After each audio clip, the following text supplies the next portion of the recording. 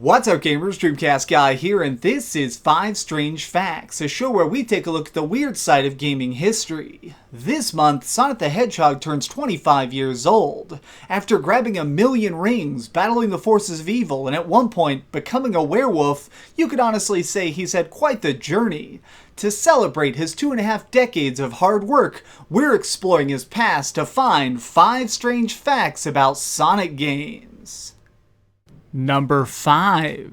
Underwater Accident. Some of the most difficult levels in classic Mario games are the swimming stages. Even with the great controls, it's still a challenge to avoid these angry sea creatures and deep sea obstacles. To try and outdo the guys at Nintendo, the designers of Sonic decided to make his water-filled adventures platforming areas with higher jumping. At the same time though, they wanted to create a sense of urgency, so they added in a breathing system. If Sonic didn't suck in an air bubble every 30 seconds, he'd die and start the stage over. In its own way, there's sort of a bizarre logic to these levels. After all, hedgehogs can't swim, they just sink to the bottom. At least, that's what the developers thought. Turns out, some of the most annoying moments of the 16-bit era are based on a lie. What you're seeing here is a little hedgehog paddling along just fine. Maybe somebody should have looked that up before making it a core aspect of his character. Number 4. The Knuckles Split Up. Sega really tried to be a trendsetter during the console wars. Their systems pushed limits, their games all had a unique feel, and their projects looked unlike anything else on the market. For example, just check out Sonic & Knuckles. This rather odd-looking cartridge was put into your Genesis to play an all-new game starring Knuckles the Echidna. He was a hero that could punch hard, run fast, and even float from place to place. Fans loved him on his own, but people were even more hyped when they discovered that you could plug Sonic 3 into Sonic & Knuckles and it would open up new paths through the zones they already enjoyed. You gotta admit that it's pretty cool seeing extra content in a game you previously owned. I mean really, if you think about it, this is sort of an early version of DLC. The reason I say that is because both Sonic 3 and Sonic & Knuckles were originally going to be one package deal. During the development phase, they got really far into making it and realized it'd be easier to chop one massive title into 2 smaller ones and double their sales. Even back then, Sega was willing to do anything to make that extra $1 million. Number 3. Eggman was almost the hero.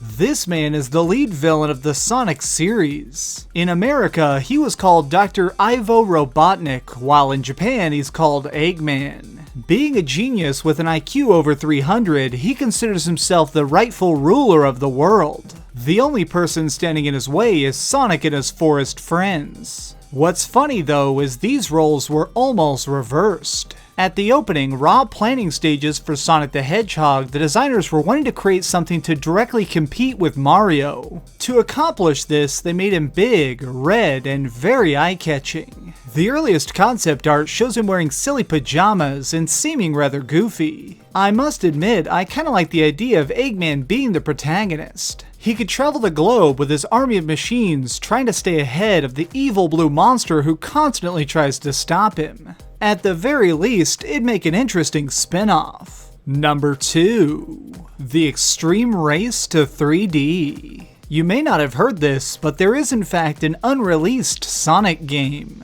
It's not exactly known how far along the project was, but chunks of it have leaked online and they certainly appear very playable. What you're seeing here is the prototype of Sonic Extreme. Things are obviously a little rough in this build of the game, but there's no denying that it had potential. After all, this was going to be the first fully 3D Sonic title. Die-hard Sega fans theorize that if they'd been able to complete this game, it would have been a huge boost for the Sega Saturn, maybe even saving the console. During this time, platformers were all the rage. If your system didn't have a good one, it was essentially ignored. Just compare the sales figures of the Sony PlayStation in the months following the release of Crash Bandicoot. Unfortunately, the team working on Sonic Extreme kept running into problems. I genuinely believe that if they'd been able to complete Sonic Extreme on schedule, we could have had a very different result from the 90s console war.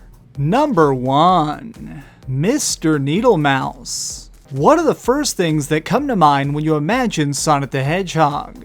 I'm betting it's stuff like his blue fur, chili dog, super speed, and that crazy haircut. This weird bundle of traits is so random, but somehow it works. However, at the start, what we were about to get was a very different character. Long before Sega had an official mascot, the series Alex Kidd served as the main franchise they would advertise. It was clear that this rather average game wouldn't be the digital bombshell they needed to make their mark. Because of this, they decided to hold a competition inside the company. Everyone was asked to draw what they thought would be the coolest hero for the upcoming decade, a character that would lead them to new heights. While some of the suggestions were good, one stood far above the rest. A single sketch of a little brown spiky rat named Mr. Needlemouse. He was slightly creepy looking in this early art, but right then and there, Sega knew they'd found their star. They made him blue to match their logo, gave him shoes like Michael Jackson to embody style, and they based his cocky attitude off Bill Clinton. Sonic the Hedgehog was built from so many different random pieces of culture, which is why I think he worked so well as an icon. That being said, I think that this is perhaps the weirdest origin of any video game character, and for that reason, I'm awarding it my pick as the strangest fact about Sonic the Hedgehog.